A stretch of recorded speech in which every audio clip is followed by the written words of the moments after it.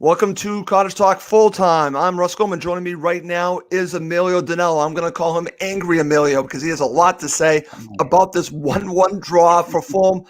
It's interesting, Emilio. Before the match, I would have taken a point, no questions asked. But in the end, maybe Fulham deserved more than that. Give me your opening thoughts. Give me Angry Emilio's opening thoughts on what we watched today. Luckily, we weren't on air 10 minutes ago. I'm absolutely bloody furious, despite getting an excellent 1-1 draw. For me, It's 2 points dropped. Nothing to do with Fulham. It's just decision making. I'm absolutely bloody furious. Small clubs like Fulham, when do we ever get key decisions and key moments? If this was live 10 minutes ago, the fans would have heard me swearing left, right, and centre, effing here and effing there. But come on, that performance was heroic. Absolutely. It feels gut-wrenching because it's for me, it feels like 2 points dropped for no fault of our own. When you have the officials, always giving the big clubs, so-called big clubs, all the right decisions. I look at their penalty, our appeal for the penalty in the first half, head to head. I thought ours was equally a penalty or not a penalty compared to Liverpool's one. But it's just frustrating, to be honest. We should have we deserved 3 points. We outfought Liverpool for most of the game. I actually didn't feel, even when they equalised, I didn't get worried. I didn't think Liverpool were going to score a second goal, to be totally honest with you. I actually had confidence that we would hold on. I was more worried Leicester would have got a second goal 2 weeks ago. Yeah, that's a good point. Liverpool. I wasn't that scared, but you know how much I hate Liverpool. I absolutely dislike them with a vengeance, and I can't stand Jurgen Klopp. And that's where you get Klopp for disrespecting so-called small Fulham. F you, Jurgen Klopp. Can't stand him. Sorry, guys. I have to swear. That's okay. That's okay, Emilio. It's okay. I'm going to share some comments. Furious. And let's start with our friend in Spain. We were bloody robbed. This is from Steve Reynolds. Yeah. This is from Brian Lake. Deserved all 3 points. Now, here's the counter to all this. This is our friend Mad Max. Mad Max says, we have just drawn Liverpool. Cheer up, lads. I am very happy, Max, and we've outfought so-called world champions of football. But when you've got officials, seemingly more favouring the bigger teams, how do we get a chance to recover from that? It's just frustrating, to be honest. But all credit to the team. We've got better and better each week. Maybe we rue the chances we didn't take in that first half. When you're 1-0, when you've got those chances, you've got to be at least 2-goal cushion.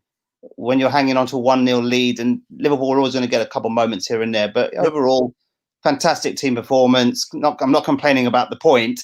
It's the actual the situation. Obviously, Liverpool got a controversial penalty, and all that review at VAR of the first, our penalty decision in the first half. How many minutes did it take to make a decision?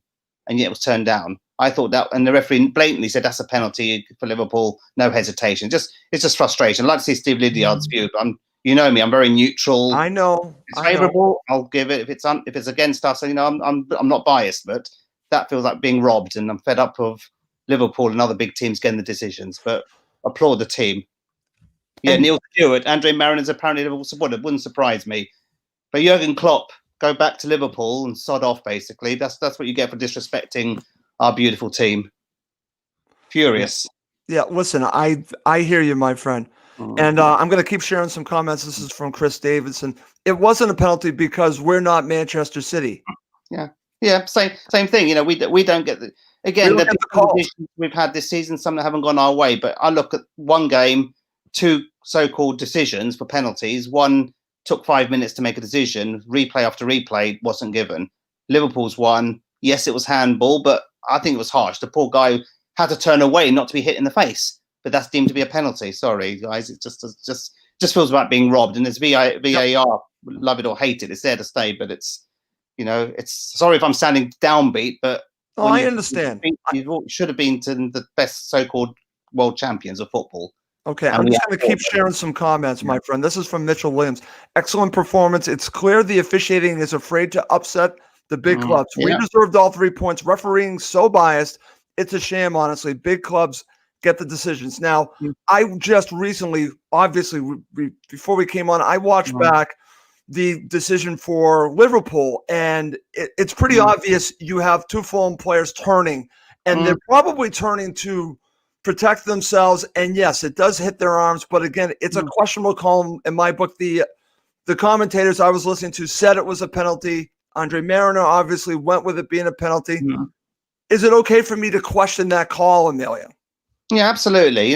But again, it's the players aren't even looking at the ball, and I don't think the arms are that far raised. To be honest, the ball from that position just outside the penalty area, you're gonna hit the wall or get it slightly over the wall, and it's Yep. a quite big opportunity for Liverpool or any team to score from that position. But the ball, our defenders did their job to defend the wall. Yep. The hand didn't give them an unfair advantage. It just literally you're turning to the side to avoid being hit in the face. So we're supposed to wear now face masks, face covers to avoid being hit in the face. Yep. To prevent giving away a penalty. It's ridiculous. Referees have got to show a little bit more discretion here, and it just feels very harsh. But at the end of the day, we've got a great point against a team, and That's right. Maybe in the first half again, like I said, I think we rued maybe one chance or two that we should have taken in that first half, penalty or no penalty. If you're 2-0 up, then Liverpool wouldn't have got anything out of that game today. But where's all the credit to Fulham? Some of our British journalists were very positive about the club, about the performance. Yep. That they were disrespecting Fulham today. We defended tirelessly. We created chances. We looked dangerous. Just the difference was we had a bit of better quality up front in key positions. I think that would have been the difference. Right. Well, honestly, and I'm going to share this. This is from Brian Lake because he heard the same commentary I heard. Commentators were a bunch of clowns today. And again, it really is about Liverpool. It's about the big clubs. This is what I heard. And I did hear some good comments about Fulham. But overall, there is this bias against the big clubs from the media, from, the referees. I mean, listen, it's part of the game. I was angry 2 seasons ago with the calls that went for Liverpool in both matches. Again, if you go back, remember those calls. But what happens? Do we just say, okay, we have to accept it because it happens? But I think it's okay if we call it out. And that's what we're doing here today. But Emilio, back to the big point. What is the biggest talking point to come out of this? And I would say we proved to everyone around the world, all the fans of all other Premier League teams and all the players and coaches that represent all the teams that Fulham are going to be a team that is going to fight to stay in this league. And they should all take notice from this 1-1 draw. What is your biggest talking point? That's mine. Yeah, and I think that's key. That's key for me because nobody gave the club a chance. We're all expected maybe a loss. Let's be honest. But I did say before the game to you and others that don't be surprised with a cheeky 1-1 draw. I'm always trying to be the optimist here. Say that to me. Say that this morning. So in the day, but it just feels like you've been robbed. VAR robbing us. To be honest, Liverpool could tirelessly seem to get the big decision. Maybe the other big clubs, Man City and so forth. But as far as I'm concerned, what I think here is we've got better and better the last 6 weeks. Since that some of these games, these performances, we're not getting battered. We're not conceding many goals, to be honest, and we are creating. We managed to score against the world champions from open play. Liverpool had to score from a set from the penalty spot to get something out of the game. So we are getting better. Just hope we can lift ourselves again on to Wednesday because Wednesday is a more important game today. Absolutely. Today's done and dusted. Let's enjoy the point. Let's enjoy taking the smirk off Jurgen Klopp's face. And let's focus on Wednesday. Tomorrow morning they've got a pat on the back tonight. Yep. Let's get those 3 points against Brighton. That's what's more important. But this is still, again, a positive motivating factor going in to the match against Brighton. Like you said, they actually have some momentum. I know what happened with the penalty for Liverpool, but in the end, they know how they played. And I want to share this to you because Chris is a good friend of mine. Chris is a Patriots fan, but he's a Liverpool fan. This is what Chris said. I have to admit, I hate the handball rule, even if it benefited my team today. So good by you, Chris, for sharing that with us. Yeah. I think at the end of the day, it's Liverpool are always going to raise their game. They've got to kick up the backsides at half time. They're lucky to only be 1-0 down. And I saw some comments here that maybe Cavalier is not a striker, and I think I agree with that. We know he's not going to score goals, but he's looked lively the last few games. But yes, he has. His end product is limited, and on his day maybe he should have buried one of those 2 chances. But equally, give the goalkeeper some credit for making some top saves. Alisson. I was hoping Alisson wouldn't have started. I was hoping maybe the rookie keeper who played last week would have started today. Yeah. Who knows? One of those may have gone in the back of the net. But overall, it's just when we do create chances. I've said it time again. Whether you're playing Sheffield United or playing Liverpool, you've got to take your chances in this division. You're only going to get a handful each game, and it's critical you take them. And albeit our goal was well worked, but it's just disappointing that you come away with only a draw against the world champions. But. Well, listen, we're going to be talking about the big controversial calls in just a bit. And please keep your comments coming because I see several of them. Was it a penalty? Do you think that Liverpool deserved it? I certainly don't. No. Emilio doesn't. And I'm going to be sharing some more comments from the Fulham supporters because, like you, they agree with you, Emilio. But let's start. Let's talk about how Fulham's set up here. And let's talk about the approach from Scott Parker. We have to give Scott Parker a lot of credit here because he wanted Fulham to be brave. Emilio, they were brave, especially in the first half. They, again, showed a great deal to all the fans, to themselves, to Liverpool. And, they really took it to Liverpool. Let's talk about that. Yeah, and the way we were set up is obviously, you can see now it's starting to play to a similar structure week in, week out now. So there's not many changes in the squad. Obviously, Lamina came in for Reed today. I assume that Reed was dropped and Lamina was getting, my feeling, I'm not overly impressed with Lamina so far this season, but he had a solid game, to be honest. And, maybe him and Geese looked a little bit tired when we considered that free kick just outside the penalty, which Liverpool got the penalty from. But overall, Lamina had, maybe did well and, maybe warranted the starting lineup. But overall, we were lively. We weren't giving the ball away cheaply. We were creating chances. We were passing the ball well, good movement, good. Overall, it was an excellent performance. We didn't play like a bottom four team. We played like a good mid-table team, giving the world champions another, a run for their money. But we did it against Leicester. We've now done it against Liverpool. But let's see if we can do it against the so-called teams around us. Those are going to be the keys. It's more important to get 3 points against Brighton than 3 against Liverpool. So, but overall, Scott Parker's starting to get a settled team now. You can see that. I mean, there's some fans that maybe want to see Tom Kearney play and Mitrovic play, but actually we've actually done okay without them playing in recent weeks. So clearly Scott's starting to get to a settled starting 11 with maybe a couple of tactical changes here and there. But I'd argue that 80% of that starting lineup today are probably going to be, if injury free, will probably start most games this season. Okay, very good there, my friend. All right, let's start with right here. Again, we're talking about the approach in the first half. I'm going to talk about the goal from Bobby Decker over Reed.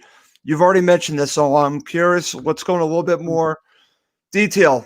VAR looks at this. They said Fulham didn't deserve a penalty. What's your thoughts on this? It's tight, but I'd say if we're going to be consistent, if there's any uncertainty, you don't give it.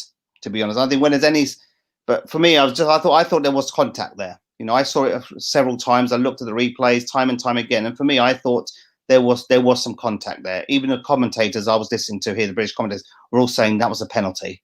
Here's from Ben Lawrence. Yeah. Basically, I agree with Ben there. That's why I'm frustrated. I was more nervous about who's going to take the penalty. I didn't expect the decision to be not overturned, but not given. And the fact that even the referee went to look at the replay himself, that gives me confidence that actually the VAR decision is not conclusive. Go and see it yourself, referee. And so-called Liverpool support, he decides no, not a penalty. So yeah, just frustrating. I thought I'm not a biased supporter when it comes to the decision, but for me that was probably 70-80% a penalty for me. Okay, I'm just going to keep sharing some comments from the Fulham supporters. This from Luke Walsh. Cav's foot was knocked to throw him off balance. Pen. And it's funny because, like I said, the commentary I've heard here was it was not a penalty. I'm watching the NBC Sports broadcast on NBC Sports Network. The commentators, they had said it wasn't a penalty. So, again, that's why I wanted to bring it up, wanted to get the views of the Fulham supporters and also from you, Emilio. So, it sounds like Liverpool is obviously these international commentators will always favour the so-called big club. Liverpool didn't turn up today. Liverpool Champions League fatigue, rubbish. At the end of the day, we've all got to play 2 games in a week. So Liverpool, you've got a big enough squad to have 2 teams playing 1 week in, 1 week out. So stop making excuses, Jurgen Klopp. You're a disgrace. Okay, very good. Listen, I'm just going to go back to this little header here. Angry Emilio's announcement because I'm really enjoying this. I'm really enjoying I'm angry. I'm trying to resist swearing. So, okay, my friend. Let's now talk about something very positive, okay? Let's talk about the goal from Fulham. Let's talk about Bobby Decker over Reed. Again, a player that we've had this discussion. Is he a Premier League player? He's scoring goals, Emilio. He's giving you the effort. So have you changed your mind on Bobby Decker over Reed because he really has stepped up? Yeah, it's difficult when you look at his performance over 90 minutes. You know, he's taken his chances, but they'll the simple things he doesn't do particularly well. And I'm going to give him credit because he took his goal very well. Good strike, bottom corner. Allison, top keeper, couldn't get anywhere near to it. But you know, there'll be other times when he shows why he's struggles to maybe be consistently a top Premier League player, because poor crosses, overhit passes. It's those little things sometimes that make you a more rounded Premier League player. But in front of goal, he's been taking his chances. Give him his dues. He's lively. He's been defending quite well as a wing back. So overall, he warrants his starting lineup. I still have my doubts. Whether he's consistently a Premier League player. I think he's shown that he can maybe play for bottom six team. But he's scoring goals, great. But it's those finer details. Like I said, his crossing, his final ball, maybe a little bit harried with his passing at times when he could just be a little bit more composed. It's those little moments that release possession from Fulham to your opposition. And who knows? And there were times today when I thought we harried that final ball, when it would just be a little bit more composed, keep possession, don't rush things, don't give the ball away cheaply, because Liverpool would just come right back at you, to be honest. So I'm still divided about whether he's a Premier League player, but whilst he's scoring, whilst he's contributing as a wing back, you've got to start him. So well done, Bobby Decordova-Reid. Absolutely, we got to give credit to Bobby Decordova-Reid. I am giving him credit, but Chris Davidson, I'm reading your comment. I'm giving him credit.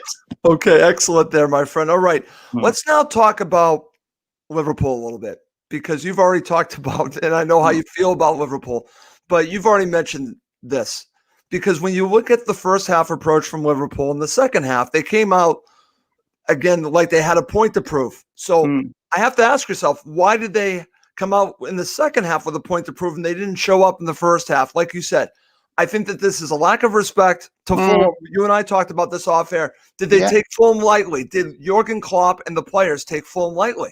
Yeah, absolutely. And like I said, I haven't seen his comments off air, but I'm sure he'll be complaining that they had a game last week in the Champions League, blah, blah, blah. But Jurgen Klopp, no different to every season. You've got Champions League football to deal with every single week, so why is this any different? Stop making excuses. You've got a good enough squad there. And this is a thing. I thought Liverpool there for the taking. That's why I felt there was an opportunity for a sneaky 1-1 draw, because they've got a slightly makeshift defence, and they're not sort of firing on all cylinders at the moment, are they? To be honest, they got hammered by Villa earlier in the season. They're not killing games off. So I thought they were not there for the taking. But I think Scott Parker knew that. So let's get at their defence, because they are slightly vulnerable. They didn't dominate in their Champions League squad. I thought the Champions League group they had wasn't the strongest, and they struggled to qualify from that. So this Premier League is up for grabs. The top four, anyone can win it, but equally it gives us a chance to fight for survival and keep ourselves in there. But as far as I'm concerned, that Liverpool didn't give us enough respect, and that's the thing. And I don't care if Jurgen Klopp blames the Champions League fatigue or what have you, but in the day, every game is a game. You give it your best shot, and they took it too lightly, and you get them pick up the arse second half. But equally, we resist. We dealt with all that pressure. We sat back, as you'd expect, but Liverpool struggled. They had a lot of possession. You'd expect that, world-class team, but they didn't carve out. How many clear-cut chances did they carve out? A couple in the second half. And again, let's talk about it, because they did have a few really good opportunities, and Areola has proven his worth. Emilio. Yeah, absolutely. Look, he's looking the top keeper that we've not had for a few seasons. Outshines Sergio Rico from a couple of years ago. We've said that last week, but overall, it makes a difference once you've got a big keeper behind the sticks. Oh, absolutely. Schwarzer, many years ago, Schwarzer was big behind it. Van der Sar, huge keeper for us over the years. So having him then, but you're starting to see Adebayo, Anderson. They're looking quality defense. It just reminds you of Aaron Hughes and Breda Hangeland, just their rapport, the way they're communicating. Even the hand fists when they clear the ball. You see there's a good team spirit there. I think we're beginning of the season, we were questioning, is there something going on in the dressing room? Do you remember we were saying when we were getting hammered? I remember that. I'm seeing now good team spirit there. They're all fighting for those points. That's right. Fighting for those, just the way they're just cleaning up with each other. It's all the training, gaming week, day in, day out. It's starting to pay off, Emilio. It's really starting to pay off. You're starting to see that. And so I think we're still struggling with goals. I know I keep saying that. Mitrovic picked up another knock, supposedly last night. It's obviously so. we're a bit light up front. Yes, we took a good goal from Bobby Reed, but on another day, if we had a stronger version of Caballero up front, maybe the game would have been out of sight for Liverpool in that first half. Right, Emilio. But my counter to that is the building blocks and who Scott Parker is as a manager. Mm-hmm. He's a defensive in nature. So you start from the back and then you build up to the front. And I think the fact that we are now seeing the defense really start to gel, I think that, to me, once you have that, then you can really focus on the lack of goals. Like you said, I understand what you're saying. I'm there with you. But I think you need to get the defense down first. Yeah. And I think they're on their way, my friend. That's the positive to come out of this. Yeah. You're against Liverpool. Look at the players they played against. And they fought to the end. And they, again, was there a player that didn't give you 150%? There was all the players did. All the players. They wanted this badly, and they played well as a team. That was a team effort, my friend. Yeah, absolutely. And again, see CJ the Jedi Master disagreeing with me about lack of respect. I honestly think Klopp will probably be making excuses, like I've said, but I'll listen to. I'll see what he had to say after we do this show.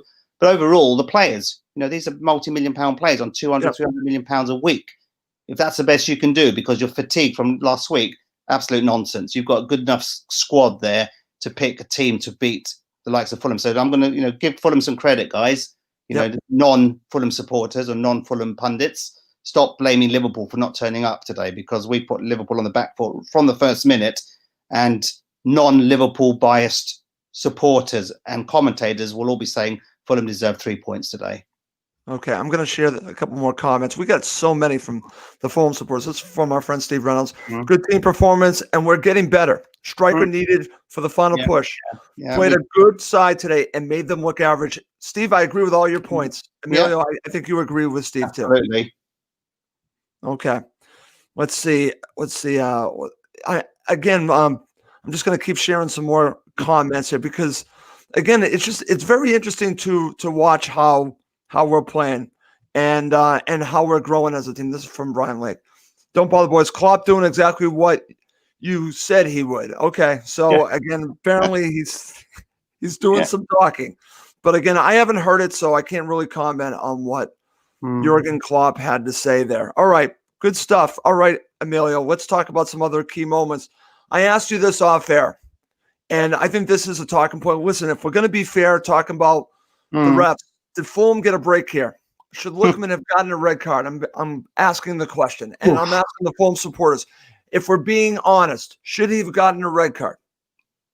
I think you've seen some given and some not. I think I think it's one of those ones. I think we on another day he might have got a red card, and I think maybe because there was not any cynical fouls during the game, I thought the referee did well. Just let the game flow. The game was played in good spirits throughout.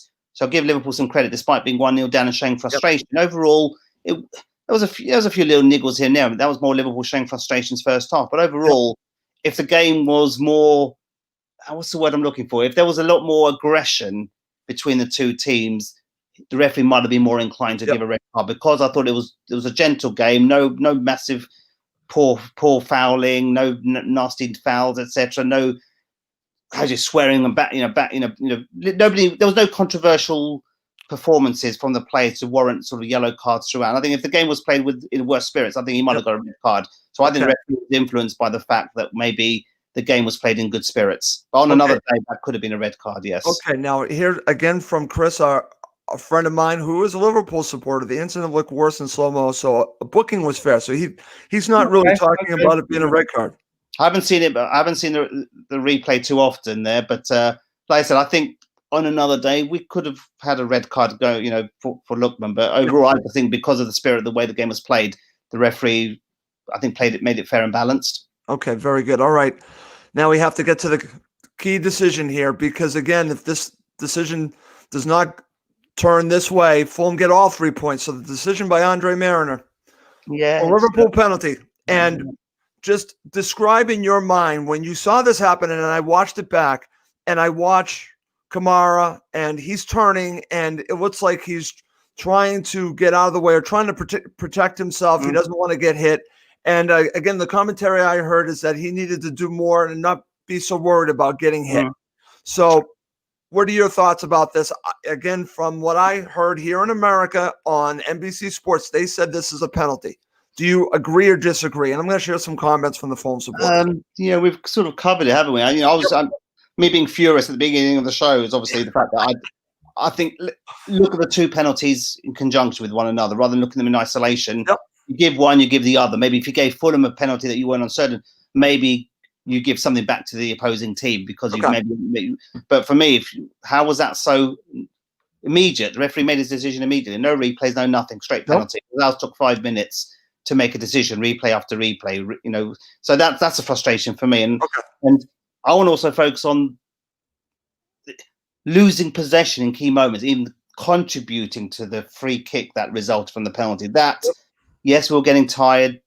The legs were a little bit jelly-based, so maybe we could have done better with clearing the ball. When that, for me, you've got to be more decisive when you're defending in those key areas because you know what the quality Liverpool have. So for me, yes, I was absolutely furious that they got the penalty and the decision their way, but we could have defended better before we conceded the free kick. For me, that was a turning point for me. It's a silly free, and maybe we could have been a little bit more smarter and defended better there. They got a free kick, and obviously the referee gave them a penalty for it. Yep, I just want to share this from Harriet Oglethorpe.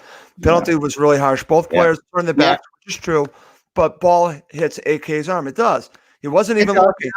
Where's his arm supposed to be? And that's a good point, Amelia. Yeah. Again, it's where's a protection for the players who are defending? Just let it hit your face, get knocked out for 6. It's the rules are the rules, I guess, at the end of the day. But it's a consistency. I thought. If that was a penalty, so was ours in the first half. Yes, we may call both ways is what you're saying, Miller. Call both ways. It has to work both ways. But I just sometimes feel if it was Fulham versus Burnley, would Burnley have got a penalty? Maybe not. I'm just putting it out there. I just feel I see what you're saying. Big teams get the decisions. That's what they do. They absolutely do. This is not a myth. It's actually true. The big teams get the calls. There's no question about it. Ariola, could he have saved the penalty? I thought I thought maybe he could have done a little bit better, but he did make some good saves, though. Yeah, but he did make some good saves, but that was at a good height for him, good height for a goalkeeper. He went the right way. The force of Salah's shot obviously just got the better of him, but on another day, maybe we could have saved that penalty. But overall, I'm not complaining about the 1-1 draw, far from it, but it's gutting. It's gutting. But this is that moment. I think it was Lamina and Manguisa both looking very tired. It's sloppy. You can't afford to give away stupid free kicks. We did that time and time again last season in the Championship. Do you recall how many times we absolutely free kicks in those dangerous areas? Just those little moments, and it just takes a fraction of a second. Look, you take the free kick, bang, hits their arm, penalty. If we cleared the ball better, there would be no free kick and no controversial penalty decision. It's just those small moments. Sure. And irony of all ironies, we're doing this show live, and I have this on mute, so I can't hear, but I'm actually looking at Scott Parker talking about the match, and I'll watch that after we're done because I'm curious what Scott. He'll be proud. He'll be proud of that team performance. I have a feeling that's exactly what he's saying, Emilio. Yeah. I'm pretty sure he is. And having all our supporters there as well, the 2,000 supporters cheering the club, I think that spurred the team on. We haven't talked about that, have we? So let's talk about that now, because it's funny. I mentioned that on the preview show about the fans being back. How much of an impact would it have, Amelia? I think it had a huge impact. Massive. I think we said at the beginning of the season, weren't we? I think when we were being out fought, we lost to Arsenal, lost to Villa comprehensively. We were having the fans, a smaller club will benefit from the fans more so than a bigger club, to be honest. And I think having those 2,000 fans there made a difference, to be honest. I didn't apply to the ballot because I still feel a little bit uncertain, being in public places because of this bloody coronavirus. But overall, those fans spurred the team on throughout, cheering them on, applauding the team. And imagine going off at half time, 1-0 up against the world champions, and then you have your 2,000 fans applauding you off the pitch. Imagine that. Imagine the buzz you get. So that's gonna do us well. And hopefully on Wednesday night against Brighton, we can step up and get on the front foot like we did today. I just a little bit worried. The game's only 3 days away, so let's hope there's no injuries, and hopefully we can step up and play at the same. The confidence level has to be so high. Yeah, it has to be like through the roof. The games are coming in thick and fast now over Christmas, so we've got to make sure we keep injury free. We're starting to get there's a bit of rotation in the squad potentially. Like Lamina coming in for Reed, Mitrovic hopefully will be fit enough to come back on the bench and maybe pose Brighton problem. I actually thought Mitrovic, if he was fit, he may have started today because I would have thought he would have given the Liverpool defence problems, but obviously we didn't need him. And Tom Kearney. We haven't talked about Tom Kearney today. No, Tom Kearney didn't play either. You're listening, but no disrespect. We're not missing him. It's weird. That's not going to go over well in Spain. I think it was harsh to be dropped a few weeks ago for Loftus-Cheek, and Loftus-Cheek didn't have the average performance from Loftus-Cheek. Yep. I think it was more the weaker performance. There are only weaker performers today, but overall, sure. Tom Kearney, we have not missed him. Tell me one reason why Tom Kearney should come back and see. Maybe for Loftus-Cheek, but for me, maybe for Loftus-Cheek. Honestly, week out to get back, get back to full fitness. So yeah, overall, let's look forward to Brighton and let's pick ourselves up again. Absolutely, my friend. Yeah. And that's going to lead me to ask you this question, because I think when we talk about Brighton, we have to talk about this subject, because you have a lot to choose from. Who's your man of the match?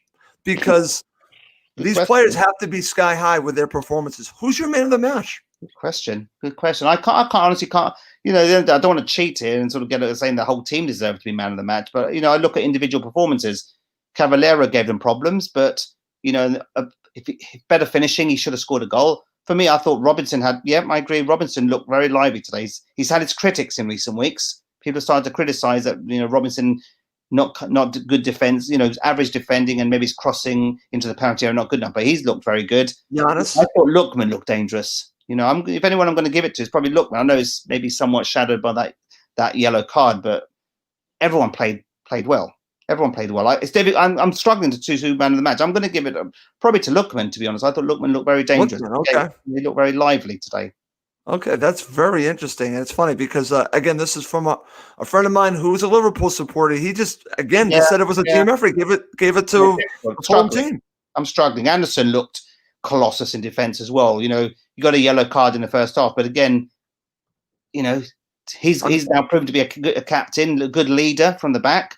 We need that, to be honest. We're not, we've struggled having a captain. I know Tom Kearney's been a solid player for us, very, very, very consistent over the last few seasons, but we've always questioned his ability as a captain. Yep. Anderson, I'm seeing talking to the players, leading from the back. Chris Davidson has Anderson as the man of the match. Yeah. I think between Anderson and Lookman, for me, they're the two. But Cavaleiro looked lively and will probably start again on Wednesday. I don't see many changes on the starting lineup against Brighton.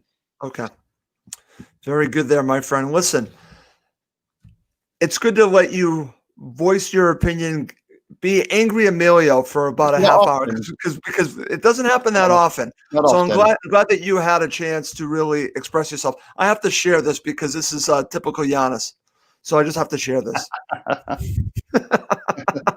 Anyone that knows Giannis cannot stand Florida. So I just had to throw that in. You look at Giannis's profile, you put his comment up again, you'll see there he's got Paolo Rossi, the Italian world-class international striker.